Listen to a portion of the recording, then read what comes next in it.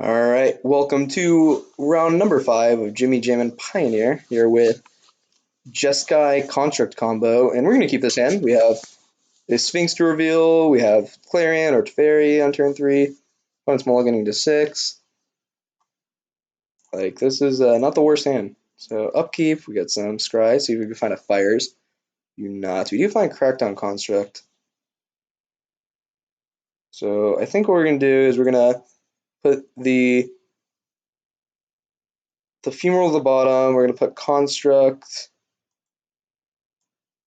on top and Temple on top. Play Femoral on pass turn.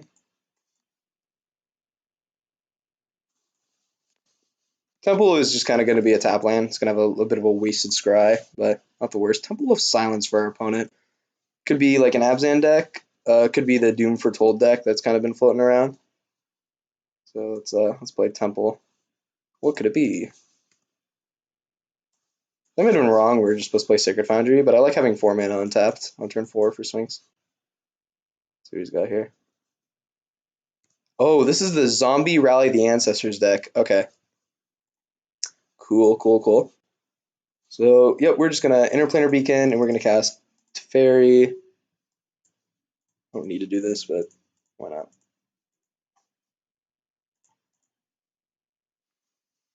So how our opponent's deck is going to work is they put a lot of stuff in the graveyard, and then they cast Rally the Ancestors, which brings back all the creatures from the graveyard, and then they get exiled like at the end of turn. But that is irrelevant because they get sacrifice all their zombies in that time, or they can get and have value from like Corpse Knight and Wayward Servant to drain your opponent out, basically.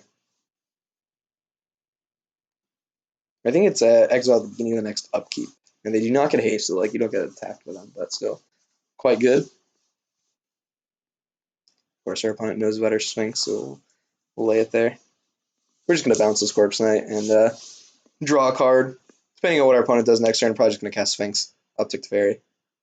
We actually just could cast Crackdown Construct. That means that our Teferi is going to be a little vulnerable.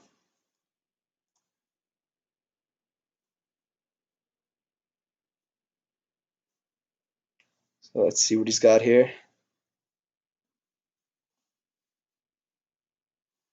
Really not terrible hand that we have going on. Double Clarion is pretty nice, especially with Teferi. If we could do it at instant speed, that'd be great. But we really just want to find like a Fires of Invention. That would be awesome. Send back the knight.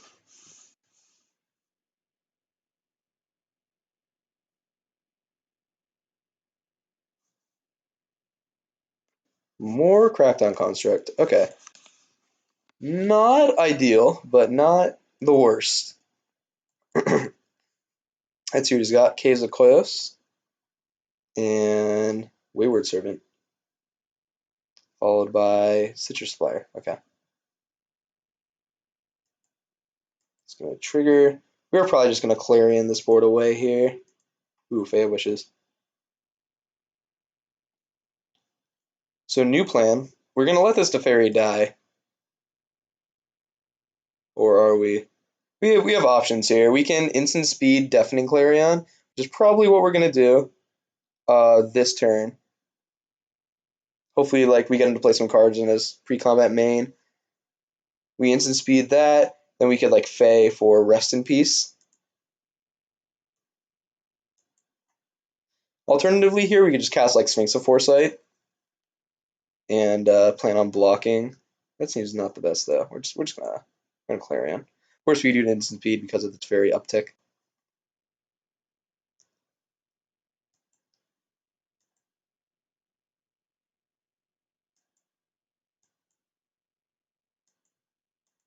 And this is where like having Fey of Wishes access in our main deck really pays some dividends, as we could just go get Rest in Peace. Oh, nice. He's gonna cast some stuff in main. Beautiful. Oh. No! Come back! How dare you. We could just let Teferi die here and wipe his board on end step. Because we don't need the Teferi to be on the battlefield to do that. I don't really love that. We're gonna Clarion right now.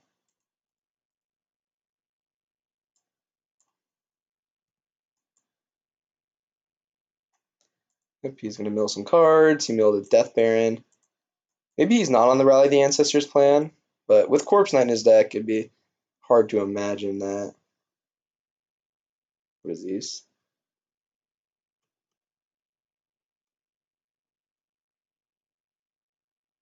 We know he has Corpse Knight in his hand. There it is. But wait, there's more in the Crypt Breaker? Okay.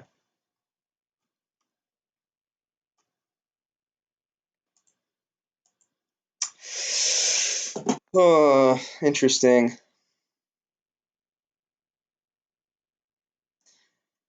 And not hitting a land this turn's pretty brutal, not gonna lie. As we really wanted to go Fey of Wishes into Rest in Peace next turn. I think we're just gonna cast this Sphinx here. Hope he doesn't like have a removal spell for us.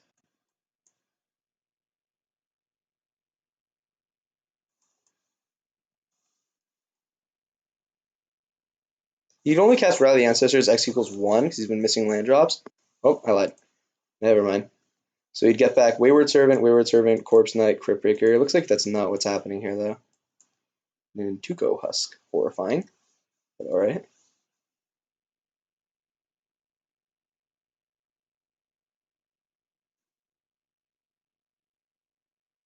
That is a way for him to kind of get around Deafening Clarion. Looks like he's just not even attacking. He's just gonna...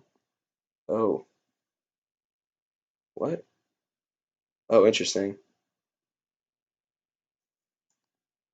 Yeah, I wasn't really expecting that. Now we're kind of free to Fey of Wishes or Clarion, which we could both do at instant speed because of Crackdown or because of Teferi.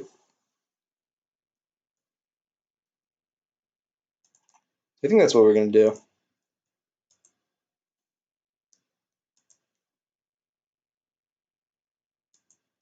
So he knows what Sphinx. Sphinx is dead. Yeah, interesting line our opponent took there, where sacrificing his own Tuco Husk. Rest in Peace should probably close out this game though. See what he's got. Lazotep Reaver. Okie dokie. We could even go next turn, Fey of Wishes plus Clarion, which should just be the death nail in this game. If we get drained for a bit.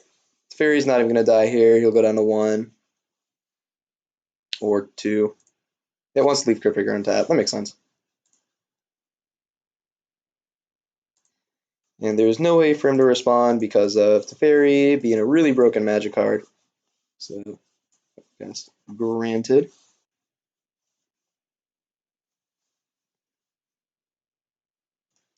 Yes, we will use the ability. We will get Rest in Peace.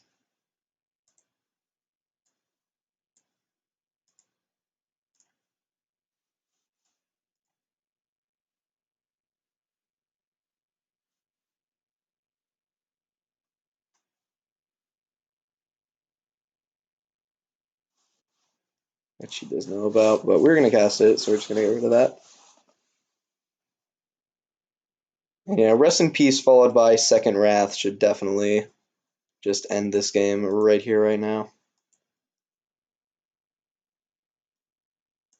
Rip, rip, rip. And we do want to Clarion right now as opposed to on his turn because of that Crypt Breaker being able to draw extra cards. We don't want him drawing some weirdness that gets him out of this. Yep, gonna draw a card. And yep, here we go.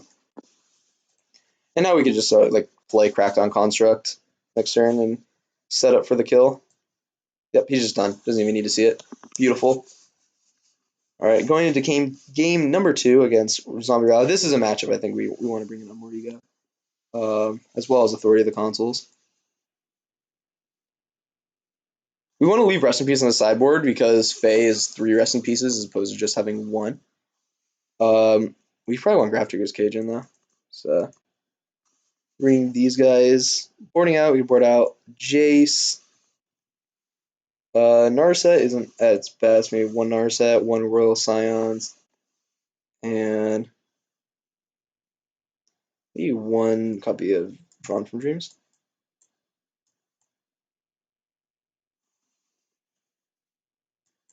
Try like that.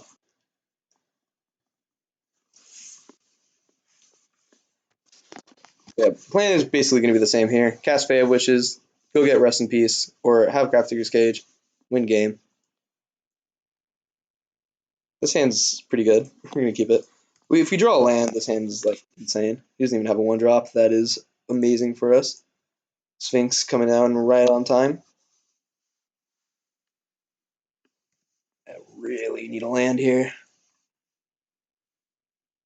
Corpse Knight, sure. Boom. Deck, please. We saw Fatal Push last game, so I'm not like too keen about just running out Fey of Wishes. We'll do that next turn if we don't hit a land. Yeah, really, really need to hit a land this turn. If we hit a land, I think we're in a pretty good spot. Double Corpse Knight. Yeah, we're gonna need that land. Ooh.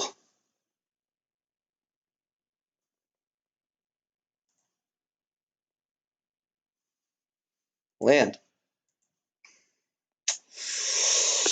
Our deck has not been agreeing with us this game, I must say, or this league. Drawing 4-drop, 3-drop, 4-drop, keeping a 2-lander was on the draw. I think that was incredibly correct. Yep, there's the Fatal Push that I was worried about. We just kind of got on the bad side of RNG. We're still not out of it yet. If we draw a land for this Clarion, we're definitely not out of this game yet. Although if we don't hit it this turn, we are dead on board. So it does need to be hit, and it does need to be hit right now.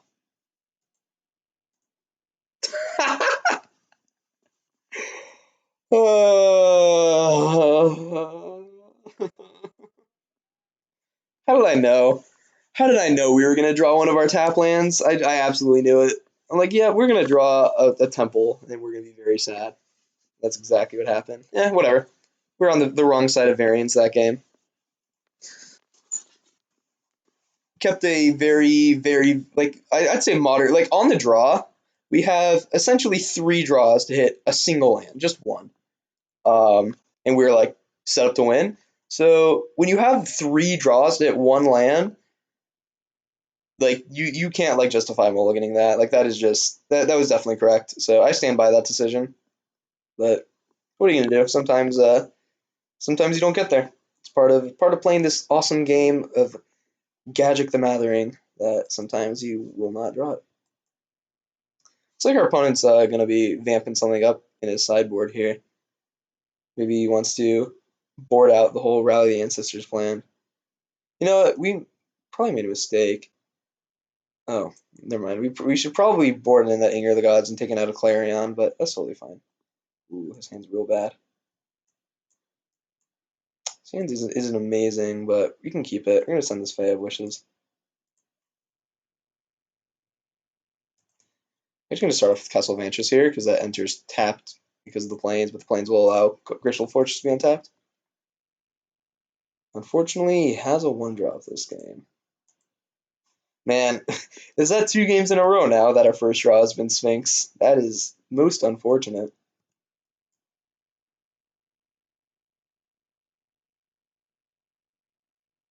Lazotep Reaver, okay. Gonna be drawing some cards with Cryptbreaker now. Alright, well, time to run it to Fairy out to the slaughter. I'm just gonna bounce the zombie token.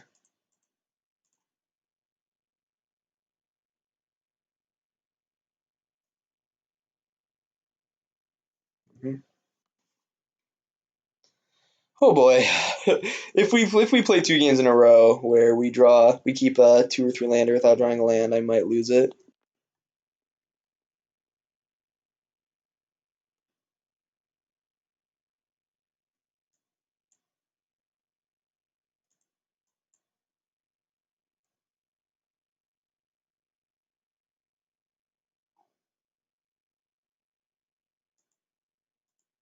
All right, that does enter tapped, which is infuriating, but we're good. We fine. We're gonna be taking some damage. I'm a little surprised he didn't attack with Crit Breaker. That was seemed like a bit of a misplay from him, but we are fine. We have Clarion and we have Verdict. We're probably just gonna Verdict next turn to be mana efficient. Unless of course we draw something like Grafdigger's Cage, in case we'll do both that and Clarion.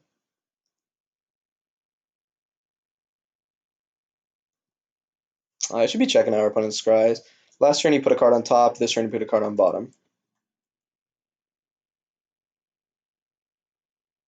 See if he wants to attack or he wants to draw a card. My guessing by his play pattern would be draw a card, but looks like he has another creature to play, so he's just going to attack with one. Makes sense.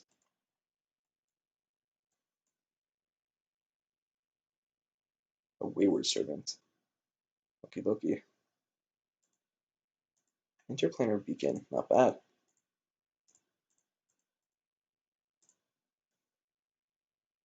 Alright, Supreme Verdict.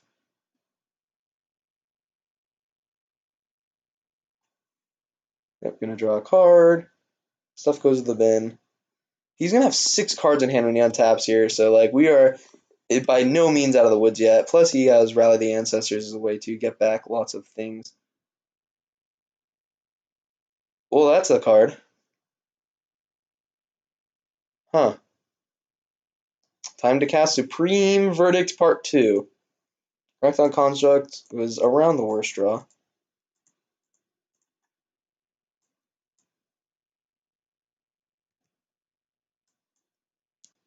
Would really just absolutely love to draw Fires of Invention. Hope he doesn't have another Direct Colossus. Is a Rally. Oh! Well, hello.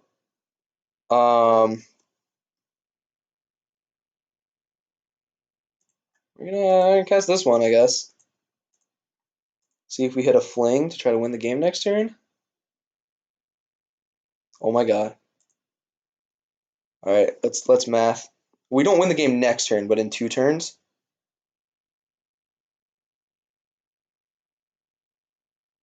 So we take Fling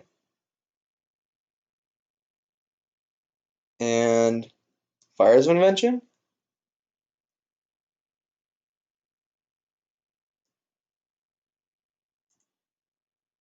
Alright. And now we do the fade, where we have to fade a few turns of death, which is always fun. So we're taking 6 here.